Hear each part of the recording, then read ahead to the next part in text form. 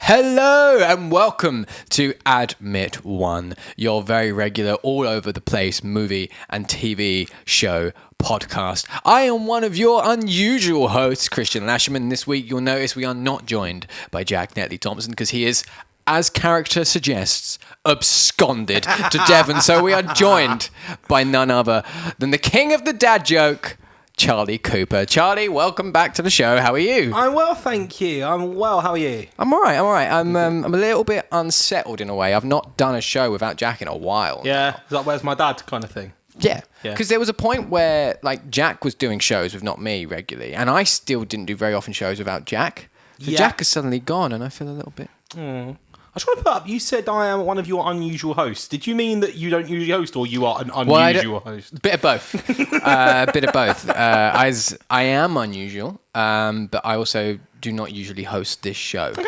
So, a little bit unusual. All over the place as in erratic, all over the place as in available all over the internet. Again, bit of both.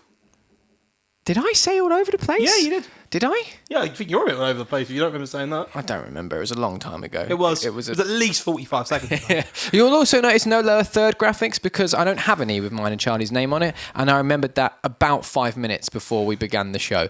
So if I turn this on now, look, it still says that's wrong. That's totally wrong. That could not be more wrong.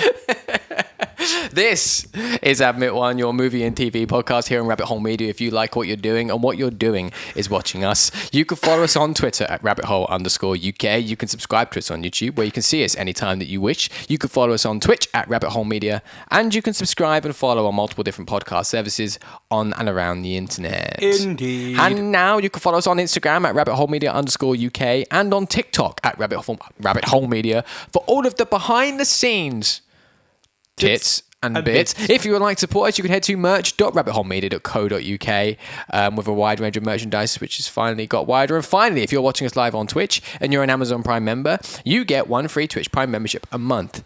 Please find it within your hearts to give the free membership to us. It will not cost you a penny, but it does go a very long way to help bring you the shows you love. And for those at the back that's not heard it so far, if you get us to 10 active subscribers here on Twitch, we'll be doing our high production, scripted, proper produced, budget wrangling videos of our analysis, reenactments, breakdowns of the Sam Raimi Spider-Man universe. I've been saying about this for a few weeks now. We do have stupid plans for this. It's going to involve all four of us in one way or another. And next week, Jack and I will be putting together a small proof of concept, if you like, to explain to you what we have planned so you can see why it's worth just getting us to 10. It's all we need. 1 month to 10 subscribers is the only goal we're giving you. Get us there and we'll make it happen. It'll be worth your while. I just want to quickly pick up this comment here from Hannah saying, have you got a pad of special buttons in front of you? Yes. Yeah.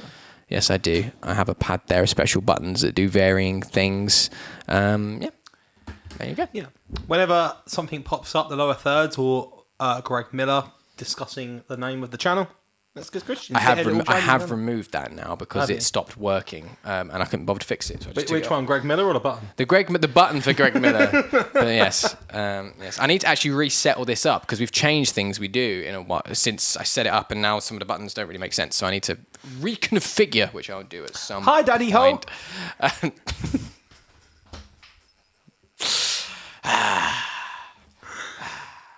This week, we are here continuing our build towards Spider-Man No Way Home. We finished the Sam Raimi Spider-Man movie, so now we are on to the Amazing Universe. So we are here to talk about the Amazing Spider-Man, starting with Charlie.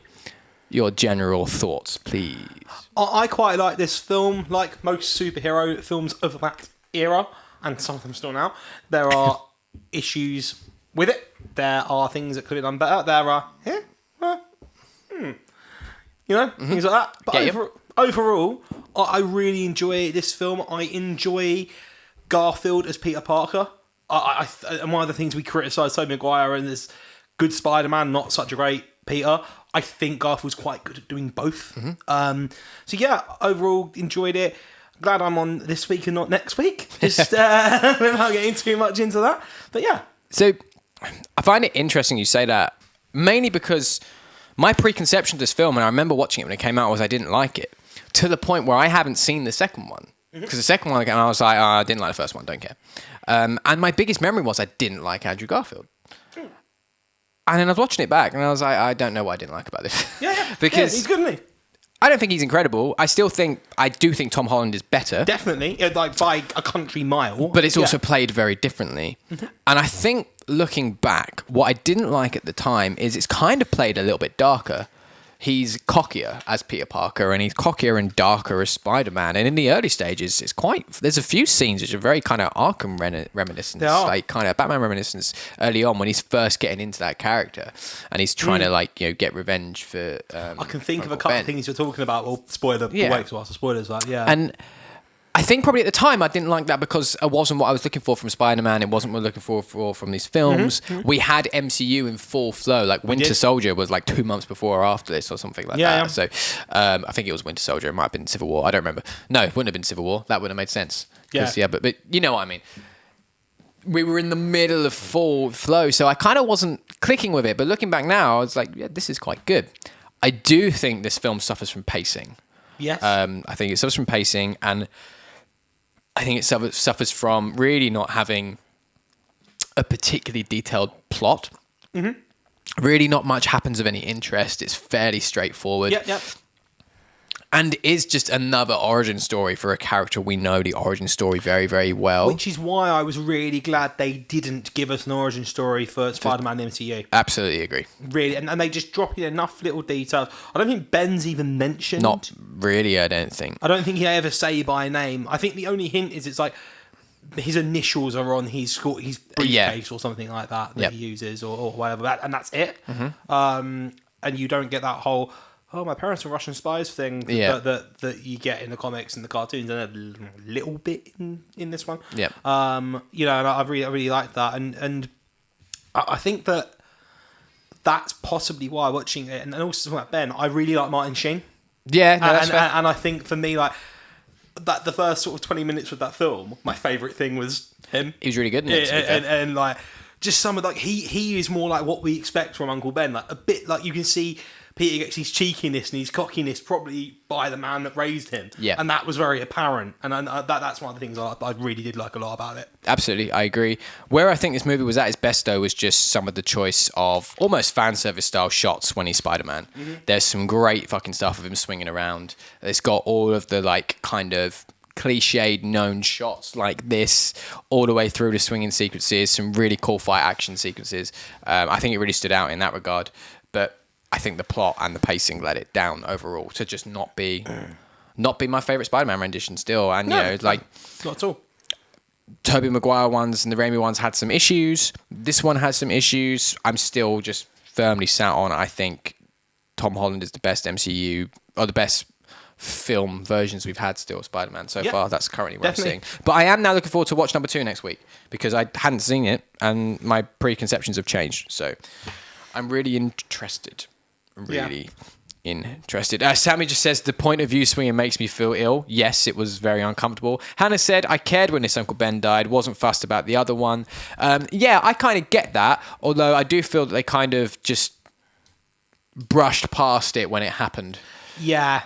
But there you go. Very small problem. Very small problem. Should we do spoilers in the plot?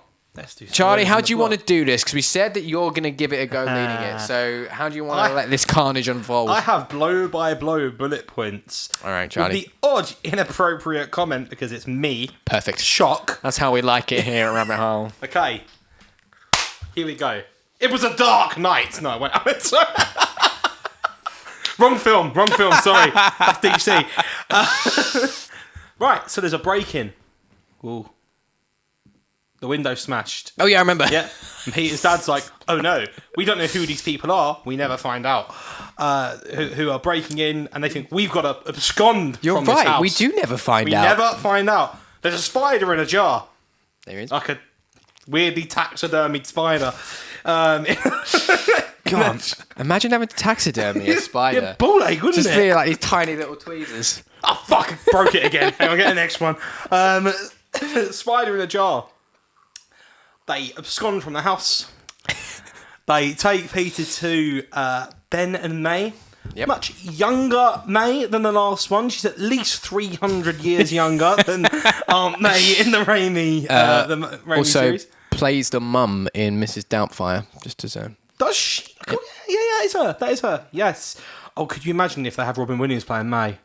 Just as Mrs. Doubtfire. Can we do that? Can we, in our version of the Raimi one? Yeah, I'm going to write it It down. has to be Jack because he's the only one who can do a Scottish Yeah, he could do a accent. great Mrs. Doubtfire as Yeah. well. So I'm gonna jot this down. Jack, Mrs. It's Doubtfire, / Aunt May. Aunt May. I cannot wait for the wardrobe and makeup on that day. This is why we need This budget. is why we need So they leave Peter there, and that's it. We never hear hear from them. We never see them again. In the comics, I believe it's believed that they defected to the USSR. Yeah. But obviously, USSR wasn't really a thing when this film came out, so we don't really know. And that is all we see. Next thing we know, Peter's at school, getting told off for riding his skateboard in the halls. Flash Thompson is being a dick as usual. And then he very much Joe Goldberg in You style takes a picture of Gwen in the playground. I want to know why stalking has only recently been recognised as a bad thing. Why was that scene? Whose idea was it to go with that as a bit of character development? There's been a lot of that with a lot of these films we've been watching recently that have been just merely a few years old, where there's just like, how did we think this was okay? Yeah. But, Yeah. there you go. And then time hop of Facebook posts that you made 5 or 6 years ago, and you go, "Oh fuck, I'm deleting that." Yes. So yeah, Flash is bullying that guy, trying to put his face in the food. Brief interruption. Sammy says this Flash is the best film Flash. I agree. Also agree. I agree. He totally plays it off, and a bit more develop on him later on, which I really like. And Peter calls him Eugene, which again, that was one of the things. I was like, yes, this is more like a Peter Parker than what Toby Maguire's given us. This is more. It's much more like that. He gets a slap. Gwen comes over, and her way of breaking up this fight between the guy she likes and this bully is just to remind him he's got to do his homework. Thanks for that. Glad to see someone's got my back. Again, issues. And yeah, that's so. From that point, he goes home. Uncle Ben doesn't mind. Figures out he's been in a fight, and he's like, "Oh yeah, you know, it happens." The basement floods. There's never any further relevance to the plot from that point. Again, never mentioned. I think Peter was meant to pop down B&Q or something like that and come back and fix it in the morning. Getting something that needed to fix yeah, in the and morning, then nothing happens. Then he finds the briefcase that was his dad's with his glasses. Stumbles across that. Immediately gets very upset about it. Yeah, like thank God I've never lost a parent, so I don't know what that feels like. But it seems like a strained build from A to B, the way this runs. I think what made it strange is that we hadn't been introduced to this Peter Parker for very long. No. And they kind of play it like a sudden moment of realization for him, but we hadn't seen anything of him being like thinking about his dad or anything like that, or reminiscing or anything. We had just seen the little flashback, buddy fight scene, fixing a freezer, upset about the briefcase. I think it would have felt like it would have made more sense or had more impact if we had seen in those previous moments him referencing his dad or thinking about his dad, or even if it's just he's got a picture of his dad in his wallet or something like that which he glances at or something, just something to build up the idea that he is definitely still kind of pondering on this, so that when we find that briefcase and we get that big kind of moment with it, it just feels like it makes more sense. Yeah, absolutely, definitely. Finds the glasses, does the opposite of getting contacts. Most people go and put contact. I ain't got to wear them anymore. He does the opposite. And the prescription, just miraculously, is the one It's that the he same, needs. yeah. That's asks about Dr. Connors. Ben lies to him about it, and then 2 minutes later comes clean, making it the most pointless lie ever in the history of writing a script. I think what's going on there is he doesn't want Aunt May to know that he knows. Aunt May wants to downplay everything still to protect him. I missed out on that. And, fair enough. Because I think that becomes kind of a running theme throughout it, where he's trying to... Because there's a few things he says, like, don't tell your Aunt May. Just keep your Aunt May out of this. She won't be able to deal with this kind of thing. That happens a few times. Yeah, I think that's just because he doesn't want Aunt May to know he knows. So then as soon as he can get Peter away from that situation, he can be like, right, this is actually what's going on. But got you. That makes sense. That's the impression I took anyway. No, fair enough, and that actually makes more sense what my assumption was, to be honest. That's good. Then he goes to Oscorp Tower to try and meet Connors. Yes. And takes on the first of two secret identities of Gravera. When he says gracias to the woman, that made me chuckle. I really like that. Gwen then tells everybody he's second in the class, and they have that little, enjoyed that. She goes, don't get me in trouble, don't wander off from the tour. He immediately absconds from the tour. Immediately. We know what happens next. He gets bit by a little bug. He does. Yeah. A little spider. Who would have thought? Back of the neck as well. I know. In such this was weird. I get it. It makes sense. But I found it weird. He gets bit and he kind of like clasps at it. But there's nothing there. Because then that spider appears later. Yeah, but it's dangling It's down. like dangling down, so yeah. It's bit him. And And, then looked at the wound and gone, I'm going to poo in that. I don't think that's what web is, Charlie. It comes out the same general area. I just reminded myself now of when we did Spider-Man 2 and he was lowering her down off the building. And I was like, can you imagine if that was anatomically correct? Let's not do this again. Let's not do that again. We've done that. So the other thing that I find interesting about these, and I know it's because of the licensing between Sony and Marvel, Stark isn't mentioned anywhere. Stark Tech isn't mentioned anywhere in the Sony Spider-Man films, which makes... I've always found it... I understand legally why, but I found it so strange that, like, you talk about Oscorp all the time, and then you're not mentioning, like, their main competitor at any point. Yeah, no, it's fair. And vice versa as well. Just always done that. Then he goes home. There's the whole joke about the meatloaf.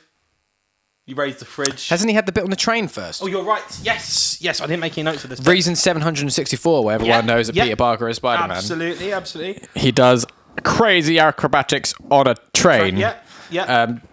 Inadvertently sexually harasses a poor commuter. This film... here is the note I have about that. This film's so much more pervy than I remember.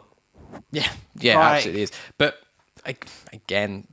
well, no, I don't even think it was part of the time. A lot of like these films were being sexualized around that time because this was the same time there was a lot of talk about Scarlett Johansson being very sexualized with her zipper always being done down and stuff like that. So there was definitely an element of that in this time period. Again, not that that's okay. Of course it's not, but it was definitely happening. This film is like raunchier as well. There's some like pretty the scenes with Toby Maguire and Gwen are raunchier than just a little romantic kiss. They're quite like... Ooh. When he first goes into her room, my first thought was, they're going to fuck. Oh, yeah. I'm pretty sure they do, just we don't see it. Like, Yeah. I love that there's comments there where I just hadn't got to the round to saying, I understand legally why they're not mentioned. Yeah. But, so that's all that. Yes, he connects with Connors. He goes and... for the first time, he has his little train rumble. His skateboard gets broken. Don't know why he was so bothered because he had like another six. He's a million of them. Put the trucks on. That's what you do. We've all done it. We've all snapped the deck at one point or another in our lives. And then he goes and finds Connors again. Very stalkery. Turns up at his house. Well, he started to work out he's got some powers at this point, Yes. right? Yeah. Started to figure it out. Goes and meets Connors for a little bit longer. A little bit longer, a bit more detail. Yep. Sorry, is what I mean. That's why I'm trying to read and talk at the same time. Right. I get myself confused because dyslexia. But So yeah, goes and what the hell did they chat about? Talk about his dad mainly, didn't they? And the work they did together. So this is when he goes to his house. Yeah. They talk about like cross-genetic work. Basically, Peter is proving who he is, showing an interest in the work, and showing that he thinks he's solved it. Essentially, and gives him this equation, doesn't he? Say that I've worked something out, which Connors is clearly just instantly interested in. Like, how the fuck did you think of this? And he's just like, it was up here. I'm genius. What do you want from me, you smart man? Take my equation and leave, sir. All makes sense. You can see where they're going with this. Yeah. I do find it weird that he's not there going, I got bit by one of your things and now I can do this stuff. Yeah. Like, exhibit A, it works. Moi. Yeah. I found that odd that he didn't bring that up, but there you go.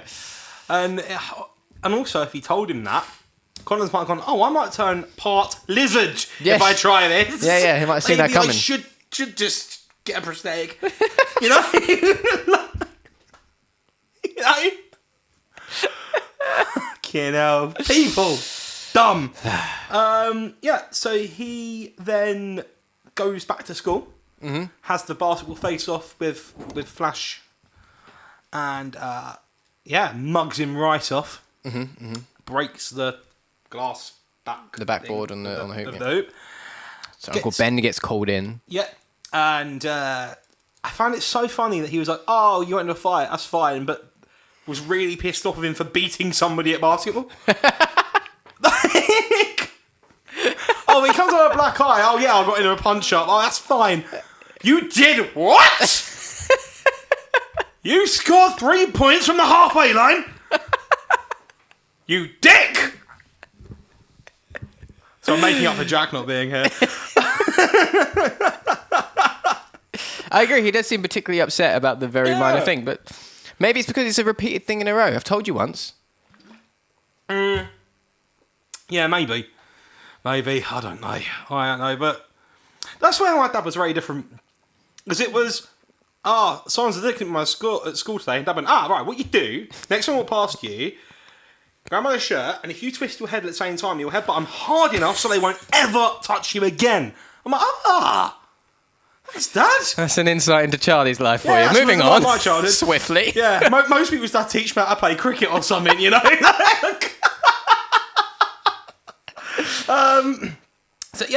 Then I like the scene in the hall with Ben because Ben's like kind of, don't tell Aunt May, is what it is, let's not do this. And then sees Gwen and he's like, she's pretty, she's the one from your computer. Yeah, that's just funny. Dropping him in it. I'm his probation worker. Yeah, just completely dropping him in it as well. It's like, nice one. Cheers, mate. That's so funny.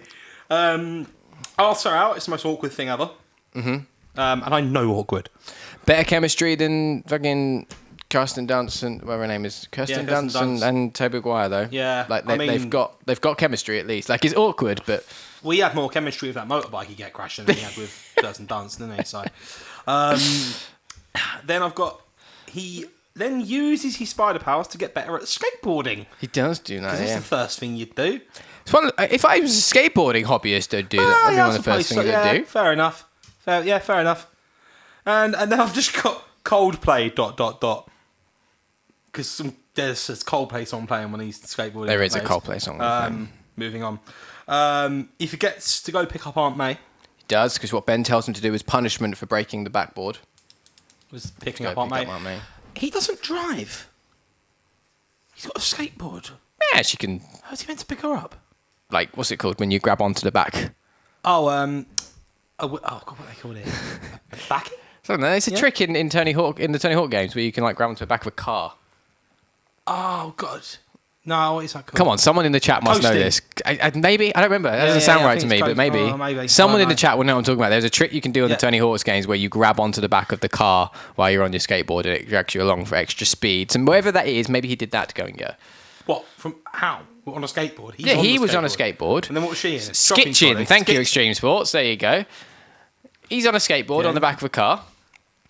And then she's on another skateboard on the back of him. Just like some fucking... Which begs the question, why does he need to be there? Because she could just at least... Moral support. Okay, cool.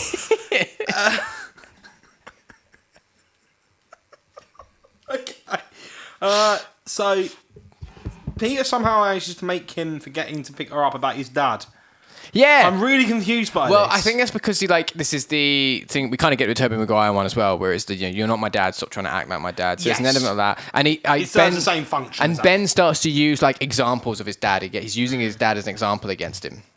That's right. He says you're a lot like your dad, and that's a good thing. Yeah. Yeah. But he kind of gets pissed off. I didn't know who my dad was. Don't bring this up. I kind of get that, but he does go from 0 to 100 very quickly. Yeah. But fair enough. But also, it kind of makes sense with what we get later on in the plot that we see that Connor's, when he's getting the Serum, all his aggressions being pumped up as well. That's true. So you could argue that of course maybe you the could. bite is just pumping his aggression up a little bit. Yeah, he's so still it's a learning very how to quick handle kind of that. hang on, Yeah. straight on the. Yeah. And I always felt like, God, they deal with it as the most understanding parents. He's all of his sort of shit, as in we break in the door and that, and all he gets is a voicemail from a Ben going, "You okay?" He doesn't, storms out, breaks smashes the door. their front door, and they're just like, yeah. That we sort of skipped over one very funny Martin Sheen bit where he comes home after getting bitten. He empties the fridge out, and she's like, "He took 2 days worth of meatloaf." And he's like, "Yeah, no one likes your meatloaf." It's just this very classic Martin Sheen. It's similar to in Grace and Frankie. you could have told me that 20 years ago. How many of those things have I made you? And he's just like, "Oh, I'm in the shit now." He just knows it's best to just shut up at that point. He's like, no, I've learned, one thing I have learned in that 37 years, whatever it was, is to shut the fuck up when I say things like this. So yeah, essentially, then he goes to try and buy a milkshake. And doesn't have the money. Gazer robs the shop and leaves. Gives him his milkshake. Not my problem, not my policy, whatever he says. Pretty much the same thing as what we get. It's exactly the same about the wrestling match. Which I think is pretty much, isn't it from the comics, the same idea that he could have stopped the criminal he did. And yeah, it gives the same thing. In the comics, it's the wrestling match. Yeah, but it's the same kind of idea. The shopkeeper says, it's not my policy, whatever, to him because he won't let him buy the thing. And then when he goes past, it's not my policy, man, not my problem. And then obviously immediately around the corner with this case is when he shoots Uncle Ben in a bit of a kerfuffle because Uncle Ben's trying to stop him and do the right thing and help in this scenario, which I actually think is a more poignant thing because it adds more to that character than just... Yeah. Because in the first Toby Maguire one, we know he's been carnapped and shot. Yeah. And it's not until the third one we're given some extra backstory that he was trying to be nice, whatever. This we just get straight where we physically see him saying, "Look, he's trying to do the right thing. He's a good guy. He's sticking with that idea he's had of, you have to be responsible. If you can do good things to help people, it's your responsibility to do so." He's sticking with that kind of thing, which is what then ingrains that into Peter going forward. And I like that kind of, in a way, Peter pretty much witnesses it. He doesn't, he sees someone get shot, turns around to see who it is, and then sees it's his uncle. Because that has more impact to me, I think. Definitely. And it's sort of pretty much next thing that happens is he goes into school. Flash goes "Hey, man, Flash is trying to be nice. Yeah, he is. He's I think he's got a bit of guilt around the way he's treated him in the past, and he quite understandably he's like, "Fuck you, don't want to talk to you right now." There's a kerfuffle there. And then Flash makes it very clear what his intentions are, and Peter calms down a bit. And what I did think about this, and I absolutely had to do this when they made these films, they made the origin story different enough from Raimi's versions to keep you not going, "I'm just watching the same film that I saw 10 years ago." It gave you it was a very hard reboot where it's like, right, we're not going to go completely off the tracks. We're still going to put the same key things in as we're building this character up, but they've made it different enough to keep us somewhat following it. Yeah, I can't disagree with you. I think it's they tread a very fine line though, and it's the risk of making a film which is such an identical plot with an origin story so close to an already very well established, well loved film. Is that although you're right, I think they do that, but at the end of the day, we do know what's going to happen. Yeah. We know what's happening. We know that because of this, he's going to then become Spider-Man and work as becoming the fact that he needs to be a hero. We know that's going to happen. Yeah. So just get to it. Yeah. Because this is where I feel like it has its pacing problems. Because this goes on. Yeah. We don't actually get him as Spider-Man like an hour and a half into the movie or something like that. You know what? I think we said the same thing about the Raimi one. We did. Yeah. It takes such a long time to actually get Spider-Man. And once he is Spider-Man, there's still a bit of work before to get him from still working out what he's going to be to I know what I need to be now. And that's fine because that's the character development the film needs. That's okay. But I think it just takes such a long time to get to the point of actually getting him in the suit and getting him out doing it. That beginning part of this film felt very long and slow paced to me because it was like, I know what this is though. Like, okay, it's a bit different. You're right. But it's... Yeah. Come on, let's get to the bit now. Definitely. Like, Definitely. That's where I think, when I said at the beginning pacing is an issue for it, I think this is where that falls into it for me. For me, superhero films outside of the Nolan Batman and the MCU, and to be fair, some of the MCU have this as well, most superhero films seem to have this problem. I agree. Pretty much all the X-Men ones do. Totally agree. And even Nolan's Batman Begins does take a while. Oh, that one does. To get him as Batman. Yeah, so Batman Begins, when? But what Batman Begins does, which I think is very good, that even though it takes him a while to get him to be Batman, when he becomes Batman, we get so much from him as Batman, it kind of makes up for it. Yeah. Whereas with this, we still get a lot of just Peter Parker once Definitely. he's Spider-Man, the ratio's still not quite right. And, Batman Begins does so much stuff really building into that character and exploring different areas. There's so much more going on with it. It's... But I know what you mean. Yeah. So yeah, he then goes out, starts trying to hunt down a guy with shoulder-length blonde hair and a star on his wrist. Yep. Tattooed to his wrist. Catches a couple of people. I really like that first one. He stops that guy abusing his girlfriend. Yep. And like his cronies come out, and you see him visibly go, "Oh, didn't think this through." yeah. And then all of a sudden he's having to fight them, and he's still thinking, I can handle this. He's like, right, how can I get out of this? How can I get out? And the whole time is, I've been off my work and chew here, need to get out. I think it's an interesting and a much more realistic place for him to start. Agree. Really like that. I really like that sequence. It was really well shot. Yeah, it was really, nice seeing him do that stuff, not as Spider-Man, like as Peter. It was just really cool to see. There's some great sequences, some great cinematography work as he's working out what he's doing. Very good. He didn't have the shooters yet, did he? No, he didn't. I've got a few things to say about those later on. Yeah, that's fine. So he then runs away from them. I'm trying really hard not to say abscond because I'm aware I've said that about 6 times already. Runs across the rooftops, saves the guy when he realises it isn't the guy he's looking for. Yep. And he falls through the roof into the wrestling ring. Yep. And gets the idea from the mask. I was like, I've seen your face. Blah, blah, blah, blah. And that's that. And he goes and makes a very reminiscent of Deadpool amateur outfit. So this is something I was going to say. I think when we get to it, the first time he's like as Spider-Man and he's stopping the car, so much of it felt very Deadpool to me. Yeah. In the way it was put, and I don't mind With that the because whole banter, he's kind of. I don't mind it because Deadpool's very good and he's quite good as it. I think just for me, I didn't picture when I think Spider-Man. I don't think of that. No. Maybe that's just my misconception, but no, I don't either. And I was a little bit disappointed, to be honest. We didn't see more of that moving forward because I liked that. I liked that of it. But I think that's what I didn't like. I think that's what I didn't like when I first watched it. Oh, okay. So I don't know. And maybe I guess now because we've had other things since then that put that into more of a perhaps content of shit. Perhaps. Maybe. Plus, I've changed a lot over the years. I'm much grumpier and angrier than I. So that's something out of Jag. Yep. It rubs off on me. Yeah. I mean, managing my old band must have been taking its toll. Just knowing you. Yeah. Fair enough. Do you know how many people I've apologised to for introducing you to them? I can imagine several. I apologise to most people. Any of these people here in the chat today? Sorry. Yep, Sorry again, bad Charlie. Apologise. Remember when I told Jack that I'd seen my niece for the first time, and I said to her, I'm going to annoy you for the rest of my life. And Jack said, you should just say it to everybody you meet.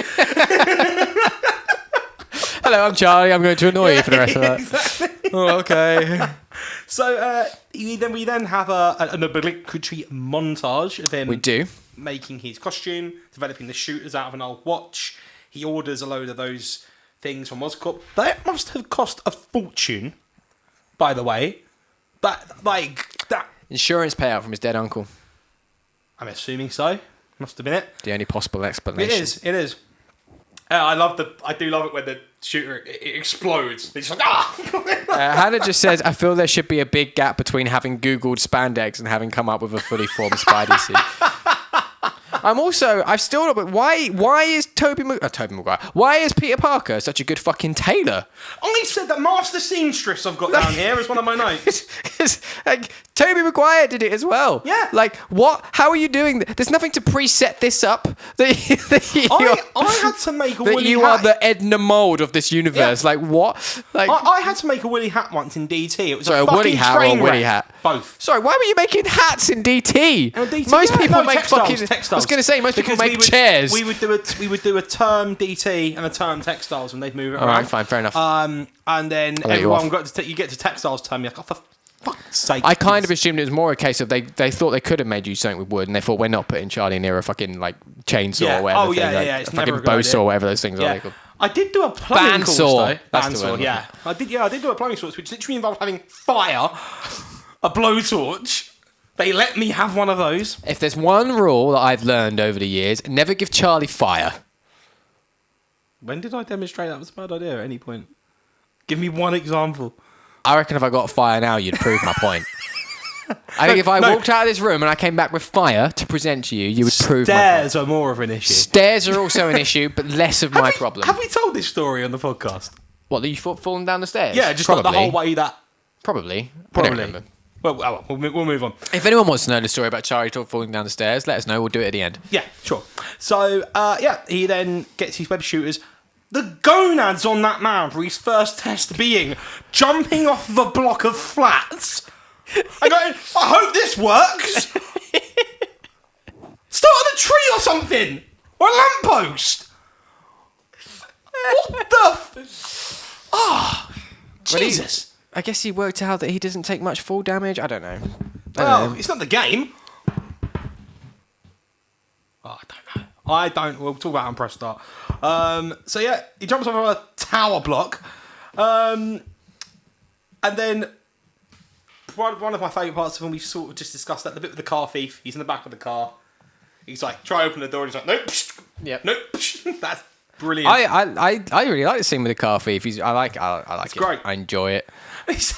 When he says to me, okay, another bit, and this is either a plot hole or what is this stuff? Oh, it's webbing I developed myself. No, you didn't. You got it on Amazon Prime. Develop it yourself. Fuck you. You didn't develop the webbing. You developed the shooter. I think he bought things. I think he put things together. I think he bought multiple ingredients. No. Getting like water, making a water gun, putting the water in the gun and shooting it. And they're going, yeah, I invented water. But did he buy the webbing? I thought he bought the stuff to make the webbing. He bought the same stuff that he found in Oscott Tower that the spiders were making. The spiders, one of the spiders was making that webbing, and it was putting these tiny little cartridges that we did see in that scene. You are correct. And he literally ordered them on Amazon. You are correct. This did happen. Yeah. So, the shooter, yes. Like, drawing a picture of something and going... Yeah, that thing there that I just drawn, I invented that now. No, that's not how IP works. I'm going to do the same right now. Continue while I do this. Then one of the best lines in the whole film, crotch. Are you drawing a crotch? No, I'm just inventing something. Okay.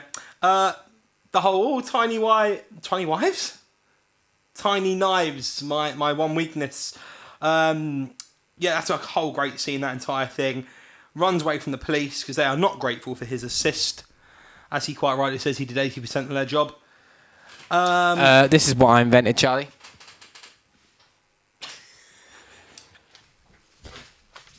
As they would say on Dragon's Den, I'm in.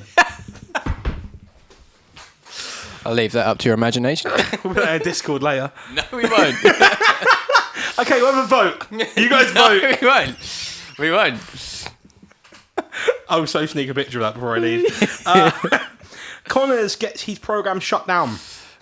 And it gets a bit jumpy here between certain things. So, Peter gets asked to Gwen's house. And it goes back to Connor. Mm-hmm. He then self-tests. Back to Peter. He climbs through the window. I have so many questions. Well, that's why he comes through the window. Yeah. And you would if you could. I mean, just having to explain it. to her dad. I'm in your house. Hi. He's got himself out of it, didn't he? Not really. It goes terribly. Well, He immediately dislikes him. I feel like any first meeting with a potential girlfriend's father isn't going to go badly. There's nothing he could have done in that situation that would have gone well. Because at the end of the day, the father knows that guy's intentions. Because he was there himself one day. I got on well with Lizzie's dad when I first... Saying that I wasn't 17. So, Exactly. Yeah. Neither was she, for the record. Finds you through the window. Have you got a suit for dinner? Why are you expecting him to know he needs a suit to wear at dinner around your house? I do feel that was a big jump. Dick move. Like, can you imagine if I said, "Oh, hey, Kristian, do you come over a cup of tea?" You're at the door, I'm there in a tuxedo. You're there like dressed like that, and I'm like, "What the fuck, man?" Well, I wouldn't wouldn't dress like this. I'd put some cleaner jeans on and maybe a polo. That one's without that white stain there. Yeah, It's icing sugar. Oh, right, okay, yeah, sure. It did come in a piping bag. It's icing sugar. That's how I got married to my wife. I just walked in the window at night. You walked in the window? Huh? You walked in through the window. Okay. That was unnecessarily pedantic, Charlie. No, it confused me. I literally read that. I was just like, I don't understand. So he then debates. Then we go back to Connor's. This is what they jump here. He gets in the taxi. The taxi driver was the most unobservant man on the planet. He didn't notice the guy was turning into a lizard in the back of his cab and still drove off with him. He then debates Spider-Man with the police captain, reason 5289, why people should know his identity. Detective's a bit of a dick. He tells Gwen he's Spider-Man and gives her his web fluid, surely more of a third date thing. Oh, Charlie. Yes, I did write that down. It's okay. I don't mind. I appreciate it. It's very good. So yeah, again, I find it unrealistic that he'd tell her that early. He's showing off. It's a line, isn't it? It's a line. Yeah. It's a line. And this starts loading into where I said this film's raunchy. Like, the kiss that they have is like... That's why that icing sugar's there. Yeah. It's a raunchy kiss. Like, fair enough. I get it. But it's raunchy. Raunchy kiss. It wouldn't be a Spider-Man film without some transport-based peril.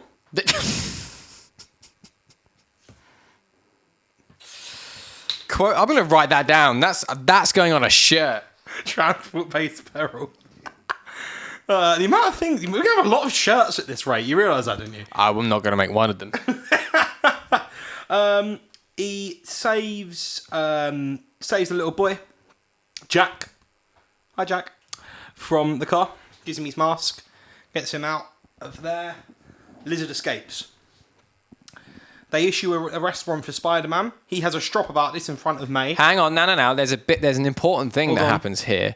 First of all, Hannah says Emma Stone and Andrew Garfield dated for years. That might be why the kiss was so raunchy. Maybe. Were they dating at that point? Maybe, okay. or they were building up to dating. So there was, they had an extra chemistry.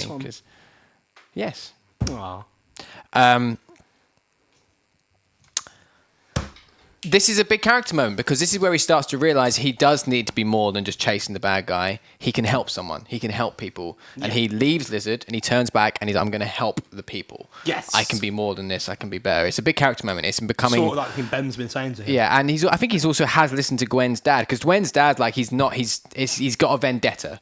He's not a hero. He's not helping us. He's out with a vendetta. He's dangerous. And he starts taking that on board. I think you see him take that on board. When Gwen's dad says to me he has a vendetta, you kind of see him almost double take and think about it. It's like, yeah, I do have a vendetta. And just kind of like starting to process and realise that that he needs to be bigger. Yes. Better, I should say. Yeah. He probably doesn't need to be bigger. He's got Spidey fluid. That third date Spidey fluid. Indeed. This is no. What a line that would have been to end the episode on. So yeah, he has a strop about the arrest warrant in front of Aunt May. Again, put two and two together. Mm-hmm. You know, at least get 5 if you can't get 4. Get somewhere in the ballpark. He then goes back towards Corp Tower to try and speak to Connors about the lizard. And line I wouldn't have noticed before.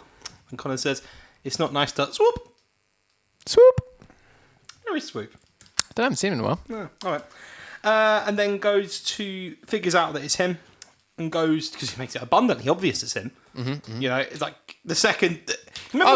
Captain Connors does not like hide it at all. No, and I remember when on episode 2, Spider-Man 2, when I came on, I said the second they showed Ock, or Otto rather, talking about what his plans were, and I said, even if you had no preconception of Spider-Man, you've never heard it before, you go, him. Well, yeah, you do the same with this. It's a bit like that with this. It's the exact same. So, the handicapped guy who's clearly going to want to try and make things better for him. Yeah. There's always a theme in these. The villains start off trying to make things better and more just for people. Even in Homecoming, you know, you've got Vulture is Michael Keaton's character is trying to bring justice for his construction workers that have been laid off because of the Avengers. Right. You know, it starts off him trying to help them keep their families going. Yeah. You know, and that so, you know, he then goes to tell Captain Stacy, in what universe did he think he'd believe him? Brilliant line when he says about the lizard, "Do I look like the mayor of Tokyo to you?" It's good. Really, good Godzilla reference. I like it. Yep. He then uses like the cup with strings method to try and catch him. Then, well, you say you don't know why he thought Captain Stacy would believe him. Captain Stacy kind of does, because when he leaves, he's like, "Get me what you have on Connors." Yeah. There might be something to this. Sounds mental, but there's something about it also just might be true. Because at the end of the day, we are talking about a giant lizard. He has seen something that he 2 seconds ago would have believed to be impossible. Yeah. So, what else can be? I guess so. Yeah. They tracks a lizard, finds him, has a battle in the sewer water. Made me go, ugh. That wasn't nice. I've got a line here. I've written this in caps. Why go to the trouble of making a disguise, then write your name on your fucking cameras that you then leave behind? And I know he is a schoolboy, but schoolboy error, Peter.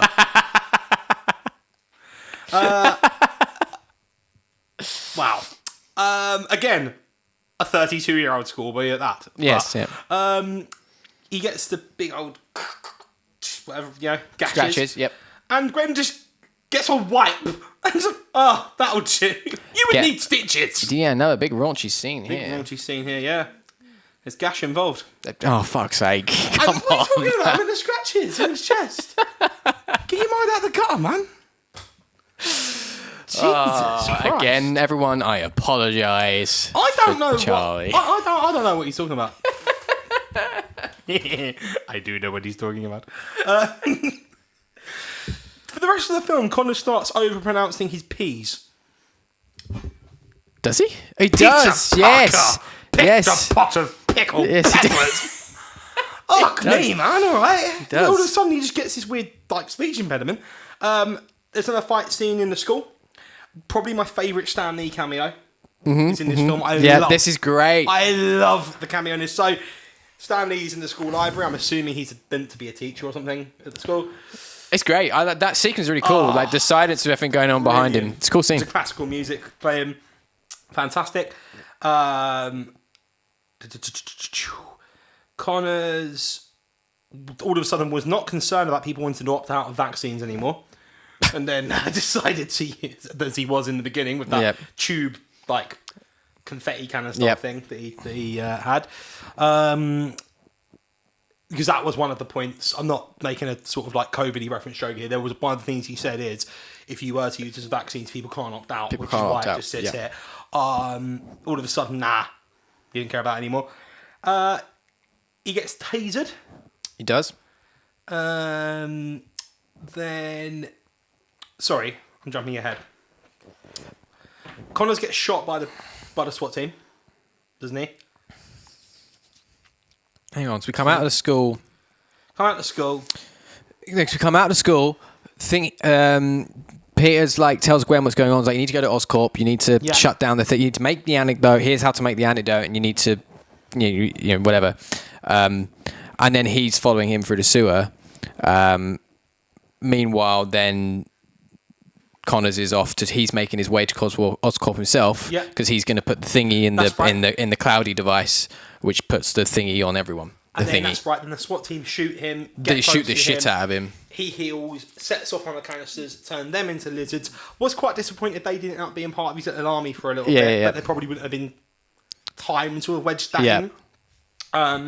But hey, then Spider-Man gets tased by the police. His mask comes off. He fights the police, beats them all. Cool, because he fights Really the police good scene. with his head down the entire Literally, time. I've got here, he no-scopes them. Yeah. It's really cool because he's trying to keep himself hidden. He doesn't want people to know who he is. He's keeping it hidden. And then he realizes that what he has to do is reveal who he is to Captain Stacy, because then Captain Stacy will trust him. Yeah. Because if anything, Captain Stacy is not going to shoot his daughter's boyfriend. So, and he knows that. And he's like, look, I need you to trust me. This is what's happening. Just let me help you. And he does. He lets him get away. Yeah. And they have a pretty good tag team at one point, coming up later. Oh, yeah, they do. So we... raunchy again. So we... Spider-Man moves on, takes a bullet wound to the leg. Sorry, the thing is, I thought of the same joke. It's just I had the willpower to not say it. That sounds like a you problem. Okay. So yeah, another officer shoots him. He's running along, very injured, trying to climb up the buildings. Steven's selling the news. We don't know how he's going to get there on time. Yep. And I really like that the dad of the boy he saved gets all the crane. Great. I really like that, and it brings it back to that whole ethos of a friendly neighborhood Spider-Man. Yep. And he doesn't have that hatred from the public that he gets in the Raimi stuff, which he gets in the comic thing. That's not an exclusively Raimi thing, but like there's the other side to it here, which I like. The captain goes to Oscorp Tower, Gwen makes the antidote. She gets everyone out. Out. Despite Peter saying, like, get out of there, she's like, no, I need to help too. Yeah. Which is great because she's not just like there as in that moment. She's not just there as a service to the main character. Yeah. Which women often are in these things, and you know it's getting better, but there's still a lot of it, and it's not. It was nice to see something from a while ago, and all right. Her character was there for that for the most part, but it gave her something. And she has more to do than just... Yeah. And she's got better lines. She's not just a damsel in distress, which is what Mary Jane is in the first 3 Raimi movies. Yeah. So... Definitely. Then...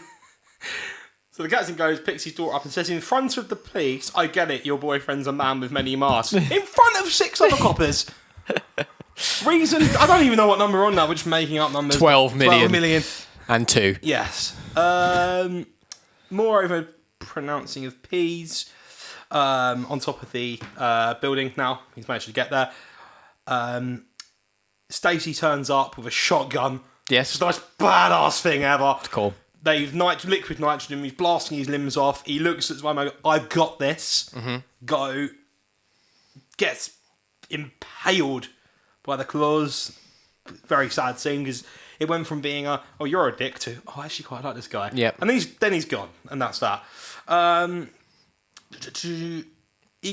Peter goes up, switcheroos the old canisters, fires up, lizard, look of glee on his face, sees it explode, and then clocks it. Done. This is blue, not green. This What isn't is the going pigment I requested. I'm trying to think of a blue animal that everyone's going to turn into now. I can't think of one. I don't think there are blue animals. A fish. Sure. Everyone's going to turn into fucking Dory. Oh God. People are starting to get people who have been infected getting better.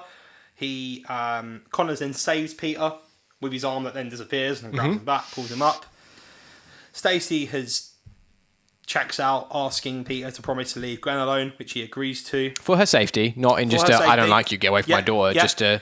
He has a very... He says to me, he's like, you're gonna make enemies. We do need you, you're gonna make enemies, so the people you love are gonna be in danger. Please leave Gwen out of this. Which he agrees to, and it's a very noble and honest and respectful reason.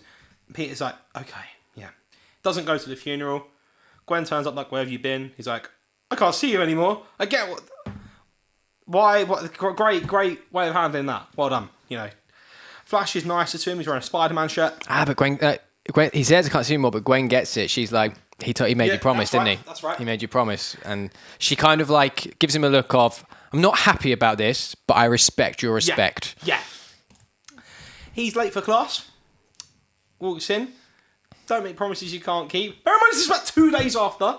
Well, it's because he's seen her now, and he's, This is the best kind. I thought it was a great little line. It is a great line, but also... Oh, it was great. Fuck off! I thought it was great. Because he sees her and he's like, oh, I can't not follow this up. And it's just a great little like whisper of but they're the best kind. And her look at that, it's so good. I love that. He made a promise to a man on his death rooftop. I'm going to say bed, it wasn't a bed. And then breaks it. He hasn't broken it. We don't see him break it. You haven't seen the second film. I'm sure he will break it. He hasn't broken it yet. There is more web fluid exchange. Right. The end. Credits roll. Post-credit scene. There was a post-credit scene? There was a post-credit scene, and it made no fucking sense! I didn't watch that. So. I should have known better. Good. I like Matt. All right, tell me about the post-credit scene, please. Connors is in what I assume is Rikers Island, because it's New York. Yep. And there is a shadowy figure in the cell who says to him, he mentions to him something about Parker's boy. Then he says, have you told him the truth about his father? And Connors says, leave him alone. And then this figure disappears. We have no idea who or what it was. Interesting. Does that not get picked up in the second one? I haven't seen the second one in many years. Because it could well, because there was going to be a third Amazing Spider-Man that got I'm wondering if it scrapped. gets picked up in a post-credit scene at the end of 2. I'm wondering if that's what it is. Interesting. But yeah, that was it. So I left the film. I enjoyed it. It was fun. I left the film very confused. And now I'm here because I watched it today. Yeah. I mean, thank you for that recap, by the way. Very good. Thank you very much. I mostly enjoyed it too. I think, as you were just going, I was thinking about this as you were going through that plot. Nearly every character has some form of character development. Yeah. Even like the fucking irrelevant side characters, for lack of a term, like Flash, have some character development. Yeah. Every single one. That's really cool. I mean, Ben wasn't in it long enough. He was already pretty fully developed. But other than that... He's not there to... He's there to create the reason for the development. Exactly. More than anything. Yeah. So he doesn't need the character development. No. But Peter Parker has a development of being boy, getting some powers, being angry, realising he can be better. You see Gwen get the development really of kind of realising she can do more and she can be she can have a bigger role, she can help people. You see Flash coming from being a bully to being a better character. Even May in a way, because by the end she's a bit more patient and respectful with him and understanding of the situation even the he's dad in. on the bridge, he sees an opportunity for him to give something back, and he takes it. And obviously the Captain Stacy going from not trusting him, Spider-Man's a bad guy, to actually we need this person. He says, I should be more open. You. I think the city needs you. And Connors has development all the way through. Yeah. Really good. Top job in that respect.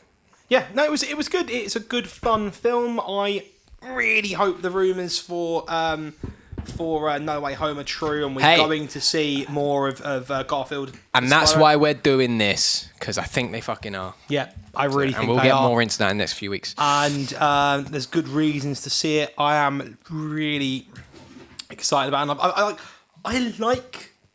I like him as well. Like, I've seen interviews of him talking about Tom Holland. And it's so funny. Mm-hmm. And it's like, there's a new Spider-Man coming out. You've played Spider-Man. What do you think? And I think it was Jonathan Ross. And he was like, I really like this another English guy playing it. And, he's really talented and good looking and young and successful and young and good looking. But I really. I think the three of them on screen together could be really good. So there you go. Yeah, it is. He's gonna I think kind of. We did mention the crane scene, Hannah. Yes. Yes. And I think the crane scene. Sorry, the crane scene is when you get a lot of the cool fucking swinging shots. Yeah, really good shots there.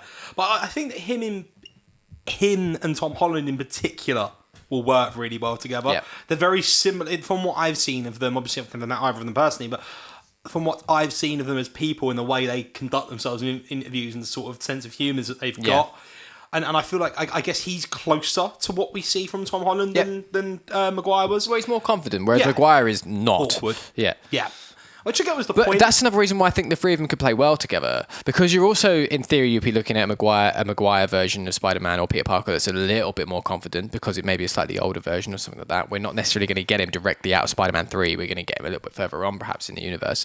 So it could be a bit different. But there could easily be... Like Sammy's saying here, I want a scene of Tom and Andrew refitting web shooters and Toby looking sheepish. One of the potential leaks that's come out is Andrew Maguire is mouthing the words, so what, do you have web for blood? Maguire. Andrew Maguire. God fucking damn it. Andrew Garfield mouthing the words, do you have web for blood? And that could, the whole thing of them being like, hang on, wait, this is just coming out of you? Like, what's going on? There's so much they could do with that and the banter back and forth between them. So I think that could be really interesting. I do hope it is more, there is point to them being there if it does happen rather than cameo. Mm-hmm. I feel like wasted opportunity. Agreed. It's just cameos, completely wasted. Agreed. But I'm sure we'll do an episode on it. Indeed. Charlie, I need from you a little jingle. Reading the things. We can't read, but we're reading the things. Bum. Your usual and regular host, Jack Netley Thompson, has written in a very, very... Ow. I really wondered what you were doing then. Are you okay? I learned the pack and I seem to have pulled a muscle in my groin. Oh, good. I'm not helping. I'm not rubbing it. I'm not rubbing it. Fall down my fucking stairs. Jack has written in. It's very, very brief. Basically because I text him at 20 to 7 saying, are you doing a reading the things? Because he said he was going to and he hadn't. And I presume he texted it to me. I know he's at a fireworks show. So I presume he just went, I've forgotten. Mannerism wise, that was a really good impression. I've worked with him enough now to get it. So, but the way he's written this, I don't know how I would do this in a Jack style, which is a shame because if he had done a reading the things, I was going to try and read it as Jack. But there you go. But this is just what he said. He said, Andrew Garfield's pretty good. Emma Stone is great. Essentially same plot as first Spider-Man. Lizard looks like a Goomba from the Mario movie. Spider-Man's suit looks like it was designed by a blind person who heard third-hand information on what Spider-Man looks like. Really? He does not like Spider-Man's suit. I thought Spider-Man's suit was fine. I just thought it looked like a Spider-Man suit. Yeah, I thought his suit was fine. I quite liked it actually. But there you go. So there you go. There's a reading the things from Jack. I didn't put a time count down. I'm just gonna make a guess at 58 minutes. There you go. And then at 102. That was The Amazing Spider-Man. Charlie, is there anything you'd like to add? I want to watch No Way Home. I know, I'm very excited. I'm really fucking excited. Did we say it before the show or on the show that this could be the, like, how do you... before the show. See, what we said before the show, this whole idea of No Way Home potentially being... I mean, we know Alfred Molina's in it. It's almost been confirmed. I think we do know that Jamie Foxx is in it. Yeah, it's not been confirmed from official sources, but I watch a YouTuber who's always been very reliable on Marvel leaks, and he's saying he's there. And there's teases to so many other characters in the thing. So there you go. In the trailer. So I think it's almost definitely happening. But what we said was, we've been saying for months, how are you going to top Endgame? This is how you top Endgame.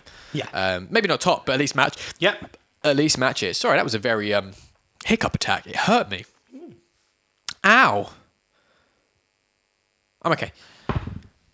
This has been Admit One, your chaotic, irregular, but very regular, actually, movie and TV show podcast here on Rabbit Hole Media. If you liked what you've been doing or what you've been doing is watching us, you can follow us on Twitter at rabbithole_UK. You can subscribe to us on YouTube where you can see us anytime that you wish. You can follow us on Twitch at Rabbit Hole Media, and you can subscribe and follow on multiple different podcast services on and around the internet. Indeed. And now you can follow us on Instagram at rabbitholemedia_UK and on TikTok at rabbitholemedia for all of the behind the scenes tits and bits. If you would like to support us, head to merch.rabbitholemedia.co.uk for a wide range of merchandise, which recently got wider. And finally, if you're watching us live on Twitch and you're an Amazon Prime member, you get one free Twitch Prime membership a month. Please find it within your hearts to give the free membership to us. It doesn't cost you a penny, but it does go a very long way in helping us bring you the shows you love. And as you know, if you get us to 10 subscribers actively, concurrently on Twitch, we'll be doing our scripted, high production value, properly produced, filmed, edited,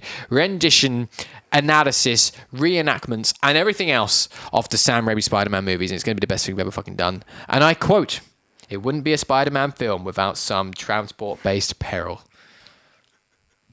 I didn't expect it to go down as well as that. Very quickly, Charlie falling down the stairs. Shall I go first? Because we both kind of have a story to tell here. It's your. You lead. It's your thing. Cool. It's your thing. So I was around here a few months ago. I was waiting to start my new job that I'd been offered. And I had some time off. So I came around here to record some music with Kristian. Historically, we have done a lot of that. I have not finished. I have not finished yet. I know. Partly because I fell down the stairs. Spoiler. Yeah. I mean, the story is called Charlie Falling Down the Stairs. I don't know. It'd be a bit like saying this. Like, fuck me, Spider-Man's in it. So, we finished recording guitars. I've picked up my trusty Telecaster, my trusty PRS, luckily in hard cases. I have a weak ankle from breaking it when I was about 3, and it's never quite been right. Get to, I think, 4 steps from the bottom. That ankle goes, bye! And twists. Issue I have now, I have a guitar case in each hand. No way of grabbing onto it. I then land on my face on the tiles with my leg behind me. Look up. Kristian's looking down there. And I go, shit! I think was my quote. Yes. I have half pulled the radiator off the wall. Yeah. There is cat litter everywhere. Yeah, you obliterated the litter trays at the bottom of the stairs. Cat litter all up my jeans and my hair. And I was that badly hurt. Kristian had to drive me home. We had to move your car out of the way. And then I had to drive you because I couldn't drive. I'm not insured on your car. No, and then you wouldn't. How you got home anyway? Yeah, and how would I got home anyway? Exactly. I think I probably could have because I'm fully calm. So I probably could have driven your car, but then how would I? Yeah, have got then home? you would have taken it back. So then drove you home to get you into your flat. It was just a way I was up here packing some stuff up, and I just heard you go. I went down and just saw you kind of crumpled mess at the bottom of the stairs, and I was just I don't know how to help. No, there was nothing because you were half buried and twisted into your guitar cases as well. So all I could do was just try and pass me your guitar cases so you've got some movement. And I was just I was red. When you're in that much pain, you're sweating. Yeah. I couldn't. At the back of my thigh was like Thanos. Yeah. For weeks. It was. I won't show you guys the picture, but I sent Kristian the picture. It was bad, wasn't it? So I did the only thing I knew how to do is make myself feel better that night, and I went to a football match. And I've had a stair lift installed. Don't go anywhere if you're watching us live on Twitch because the Admit one's over, but the night certainly isn't. Don't forget that going forward over the next couple of weeks, we do not have a show this Tuesday because Jack and I are absconding and going to a concert. But Thursday, we will be doing our Eternals spoilercast review here on Admit One, live on Twitch at 8 p.m. So do your homework, go and see Eternals. It is out now. Yeah. So if you haven't been to see it, you've still got time. I'm going tomorrow. I've not seen it yet. And you've got a few days, so we're giving you a bit more time than normal. So we're doing that Thursday. Make sure you're there for that. Saturday, we'll be back with Admit One, as always on a Saturday, this time doing The Amazing Spider-Man 2. And then more stuff will be announced over the next week. Don't go anywhere. We're about to go into press start. We've got things to talk about in the video games world. It's going to be another interesting week because lots of stupid stuff has happened. Are you surprised? So with that in mind, Charlie, thank you for joining me. Thank you for everyone in the chat for being here. And until next time, we shall see you then. Beep.